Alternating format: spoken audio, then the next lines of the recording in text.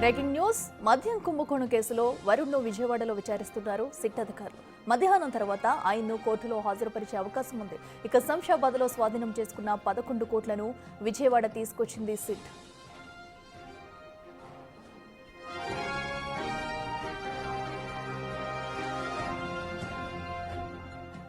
ఇక మద్యం కుంభకోణం కేసులో A40గా ఉన్న వరుణ్ అయితే ఇప్పటికే పోలీసులు అయితే అరెస్ట్ చేసి విజయవాడ తరలించారు. సో ప్రస్తుతం అయితే అక్కడ విచారణ జరుగుతుంది. విచారణ అనంతరం కూడా కోర్టులో హాజరుపరిచే అవకాశం కనిపిస్తుంది. సో ఒకవేళ కోర్టులో హాజరుపరిచి అటు రిమాండ్కు తరలించే అవకాశం కూడా కనిపిస్తుంది వరుణ్ అయితే. సో ఇప్పటికీ ఈ కేసుకు సంబంధించి డబ్బు మొత్తం కూడా ఎక్కడ ఉన్నదే అనే దానిపై అయితే వరుణ్ నుంచి ఒక క్లారిటీ వచ్చింది. సో అనంతరం అక్కడ శంషాబాద్లో ఉన్న ఒక ఫామ్ హౌస్లో సోదాలు చేయడం జరిగింది. అక్కడ ఏకంగా 11 కోట్ల రూపాయల డబ్బునైతే అధికారులు పట్టుకుని సీజ్ చేసి ఇప్పటికే డబ్బును విజయవాడ తరలించారు. ఇదే అంశానికి సంబంధించి మరింత సమాచారం మా ప్రతినిధి సాహిత్య లైవ్ లో అందిస్తారు. సాహిత్య చెప్పండి, ఇప్పటికే వరుణ్ అయితే అటు విజయవాడలో అరెస్ట్ చేసి విచారిస్తున్నట్టు తెలుస్తుంది. సో ఎప్పుడు కోర్టులో హాజరుపరిచే అవకాశం ఉంది? డీటెయిల్స్ ఏంటి?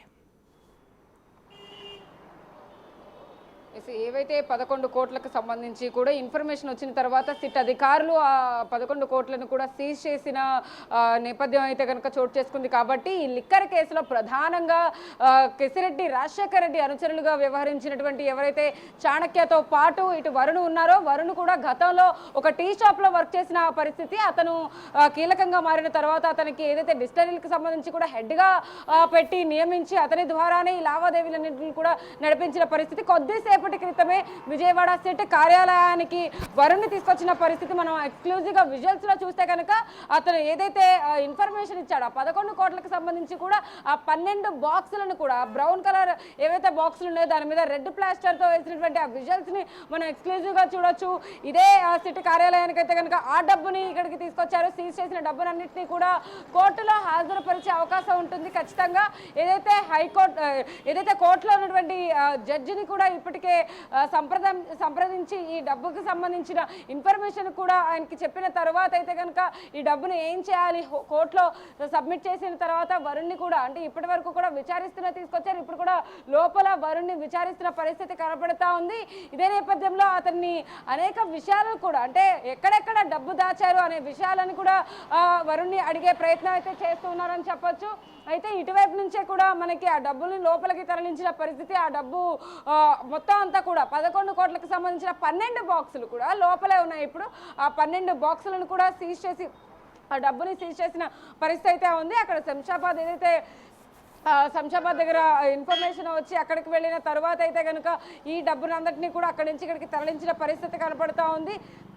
వరుణ్ని ఇప్పటికే విచారిస్తూ ఉన్నారు లోపల. అయితే దీనికి సంబంధించి కూడా ఏదైతే గెస్ట్ హౌస్లో డబ్బులు దొరికాయో ఆ గెస్ట్ హౌస్ కాకుండా ఇంకా ఏ ప్రదేశాల్లో డబ్బులు దాచి ఉంటారు అనే కోణంలో వరుణ్ని విచారించే అవకాశం కనబడుతోంది. 3,500 కోట్లు కాగా మిగిలిన 11 ఈ కోట్లు కాగా ఇంకా కూడా ఇంకెన్ని డబ్బులు ఎక్కడెక్కడ దాచారనేది సమాచారం ఖచ్చితంగా తెలియాల్సి ఉంది. కాబట్టి ఈ కుంభకోణంలో దాదాపు 3,500 కోట్లకు పైగానే అక్రమాలు జరిగినట్లుగా కూడా సిట్ అధికారులు అయితే కనుక ప్రాథమికంగా గుర్తించినట్టుగా కూడా మనకు అర్థం అవుతా ఉంది. అయితే వైఎస్ఆర్సీపీ ప్రభుత్వంలో ముఖ్యంగా ముఖ్య నేతల పాత్రలు కూడా ఎక్కువగానే ఉన్నట్టుగా కూడా మనకు అర్థమైంది. కాబట్టి అంటే గతంలో ఏదైతే విచారణలో భాగంగా ఒక్కొక్కరిని సిట్ కార్యాలయానికి తీసుకురావడం, వాళ్ళ కస్టడీకి తీసుకోవడం, ఇటు కెసిరెడ్డి తర్వాత కూడా వాళ్ళ అనుచరుల్ని చాణక్యాన్ని అరెస్ట్ చేయడం, ఆ తర్వాత జగన్ ఓఎస్డి ధనుంజయ రెడ్డిని, కృష్ణమోహన్ రెడ్డిని, తర్వాత గోవిందప్ప, బాలాజీ వీళ్ళందరినీ కూడా అరెస్ట్ చేసుకుంటూ వచ్చారు. తర్వాత చెవిరెడ్డి భాస్కర్ రెడ్డితో పాటు అతని స్నేహితుడు వెంకటేష్ నాయుడుని కూడా అరెస్ట్ చేసిన పరిస్థితి. ఇటు మొన్న రీసెంట్గా మిథున్ రెడ్డిని కూడా అరెస్ట్ చేసిన నేపథ్యంలో ఇప్పుడు మొత్తం 12 మందికి చేరుకుందని చెప్పొచ్చు. ఈ సంఖ్య మొత్తం 48 మంది అక్యూజ్డ్ గా ఉన్నారు ఇందులో. ఇదే నేపథ్యంలో ఇప్పుడు ప్రధానంగా ఉన్నటువంటి వరుణ్ని కూడా తీసుకొచ్చిన పరిస్థితుల్లో మరిన్ని కీలక విషయాలు బయటకు వచ్చే అవకాశం అయితే కనపడుతుంది. సాహిత్య ఇప్పటికీ మనం చూస్తున్నాము ఇక్కడి శంషాబాద్ నుంచి తీసుకొచ్చిన డబ్బు మొత్తం కూడా అటు సిట్ కార్యాలయం తరలిస్తున్నారు. లోపలికి మొత్తం బాక్సులు అదే కూడా తీసుకెళ్తున్న దృశ్యాలు అయితే మనం బిగ్ టీవీ స్క్రీన్ మీద చూస్తున్నాం. అయితే ఇంకా వేర్వేరు ప్రాంతాల్లో ఎక్కడైనా డబ్బు దొరికే అవకాశం ఉందా? సో వీటన్నిటిని కూడా ఇప్పుడు ఏం చేసే అవకాశం ఉంది? సో డబ్బు మొత్తాన్ని కూడా సీజ్ చేసే ఇక్కడికి పట్టుకొచ్చారు కాబట్టి ఆ డబ్బు ఇన్ఫర్మేషన్ ఎవరైతే ఇచ్చారో వరుణ్ పురుషోత్తం దగ్గర నుంచే కూడా ఆ సమాచారం వచ్చినట్టుగా కూడా ప్రాథమికంగా అర్థమవుతా ఉంది. కాబట్టి ఆ డబ్బుని అంతటినీ కూడా వాళ్ళు సీజ్ చేసిన తర్వాత కోర్టులో సబ్మిట్ చేయాల్సిన అవసరం ఉంటుంది. మరిన్ని ప్రదేశాల్లో డబ్బులు ఉన్నట్టుగా కూడా ఇప్పటికే వరుణ్ కొంత సమాచారం ఇస్తున్నట్టుగా కూడా తెలుస్తూ ఉంది. కాబట్టి సిట్ కార్యాలయానికి తీసుకొచ్చిన తర్వాత ఇంకెంత ఇన్ఫర్మేషన్ ఇవ్వబోతున్నాడు వరుణ్ అనేది అయితే కనుక చాలా కీలకంగా మారనుంది.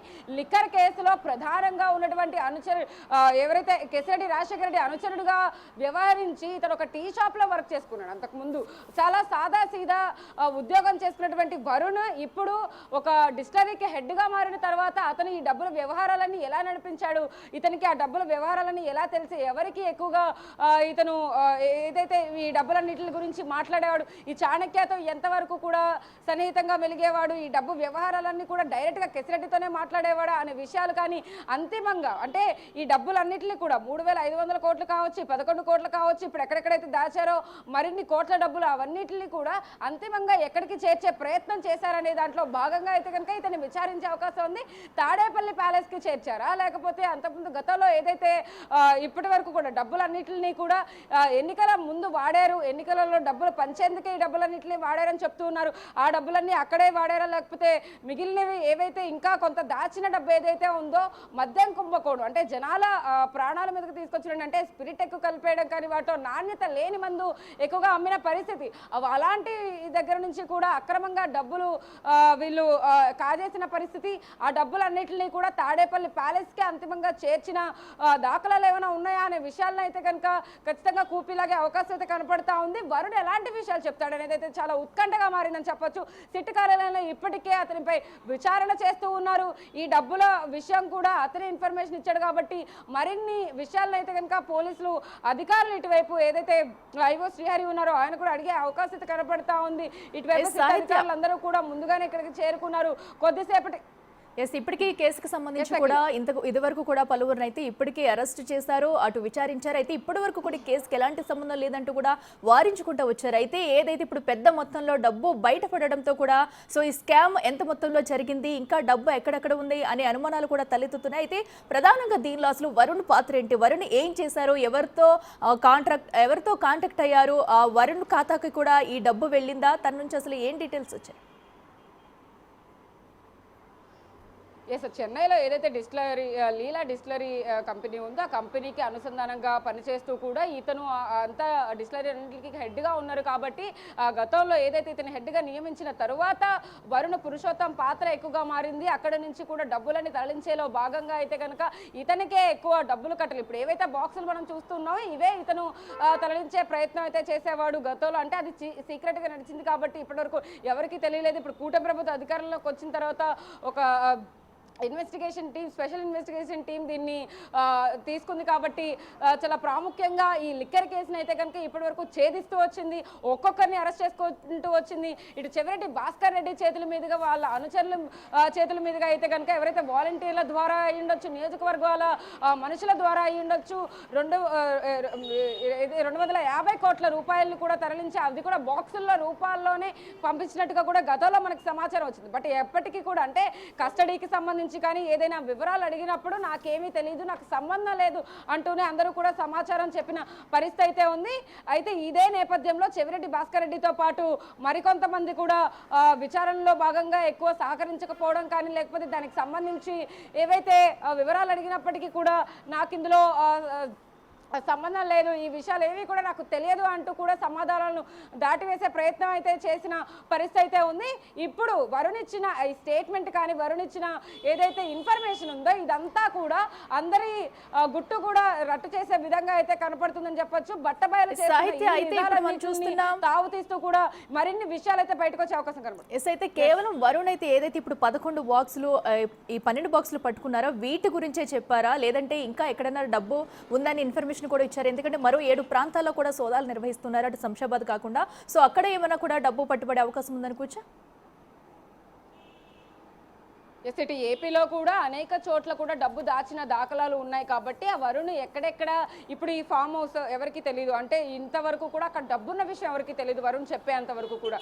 సో అక్కడే కాకుండా మరిన్ని ఏ ప్రదేశాల్లో ఎవరికంటే కొన్ని ప్రైవేట్ ప్లేసెస్లో, ఇందాక మన అశోక్ గారు చెప్పిన విధంగా అయితే కనుక కొన్ని ప్రైవేట్ ప్లేసెస్లో పెడితే వాటికి పర్మిషన్ ఉండవు వెళ్ళి చేయడానికి. బట్ కానీ వరుణ్ చెబితే అదొక నిందితుడు కాబట్టి, అక్యూజ్డ్గా ఉన్నాడు కాబట్టి అతను చెప్పిన వివరాల మేరకు అయితే కనుక ఖచ్చితంగా పోలీసులు వెళ్ళి విచారించే కానీ అక్కడ సోదాలు నిర్వహించే అవకాశం ఖచ్చితంగా ఉంటుంది. కాబట్టి అతను ఏమైనా ఇన్ఫర్మేషన్ చెప్తే ఖచ్చితంగా అధికారికంగా అయితే కనుక అధికారులు అక్కడికి వెళ్ళి సోదాలు నిర్వహించి అక్కడ కూడా ఇంకెన్ని డబ్బులు కట్టలు కానీ ఆ బాక్సులు కానీ ఉండి వాటిని తీసుకొచ్చే అవకాశం అయితే కనపడతా ఉంది. ఖచ్చితంగా ఈ 11 కోట్లే కాదు, ఇంకా ఎక్కువ మొత్తంలో డబ్బు ఉన్నట్టుగా కూడా సమాచారం అంతా ఉంది. ఈ లిక్కర్ కేసులో అయితే కనుక ప్రధానంగా ఇప్పటికే 3,500 కోట్ల రూపాయల మటుకే ఇప్పటి వరకు కూడా స్కామ్ జరిగిందని అనుకున్నారు అందరూ. బట్ కానీ చాలా వరకు కూడా అంటే డబ్బు ఎక్కడెక్కడ దాచారు అనేది కొన్ని ఇన్ఫర్మేషన్ తీసుకున్న తర్వాత అయితే కనుక పోలీసులే ఖచ్చితంగా షాక్ అయిపోయే విధంగా అయితే కనుక ఈ డబ్బుని అక్కడ సీజ్ చేసి మరి అక్కడ పట్టుకుని అక్కడ శంషాబాద్ నుంచి కూడా అతను విజయవాడకి తీసుకొచ్చారు.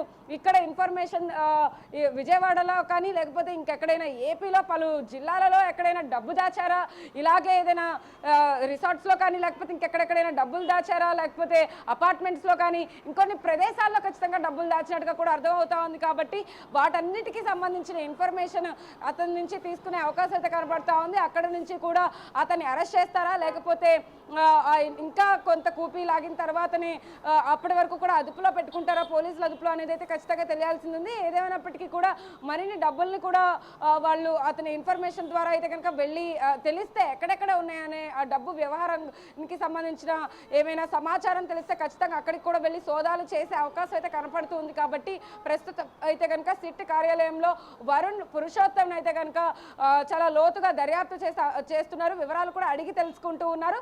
అంతిమంగా కేసిరెడ్డి చెప్తేనే ఇవన్నీ చేశాడా అనే విషయాన్ని కూడా అడిగి తెలుసుకుంటున్నారు. కాబట్టి అతని నోటి వెంట కానీ ఏదైనా ఇన్ఫర్మేషన్ వచ్చి వీళ్ళందరికీ ఆ లింకులు ఉన్నాయి, మరికొంతమందిని కూడా పేర్లు బయటకు వస్తే వాళ్ళని కూడా ఈ లిస్ట్లో చేర్చే అవకాశం ఖచ్చితంగా కనబడుతుంది. కాబట్టి వరుణ్ ఇచ్చే ప్రతి స్టేట్మెంట్ కూడా చాలా కీలకంగా మారనుందని చెప్పొచ్చు. అఖిల.